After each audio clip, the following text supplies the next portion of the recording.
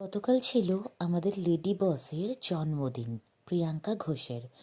তো ওনার জন্মদিন উপলক্ষে আমরা ফ্যাক্টরির সবাই, অফিসের সবাই একটা ছোট্ট পিকনিকের আয়োজন করেছিলাম।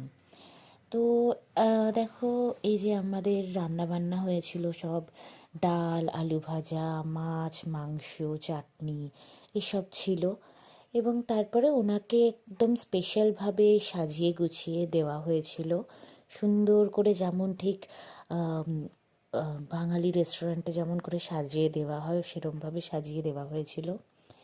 সুন্দর করে নানান রকম পদ দিয়ে 5 রকম ভাজা, মিষ্টি সব রকম দিয়ে সাজানো হয়েছিল। তারপরে সবাই খেতে বসে গেছিলো দুপুরে।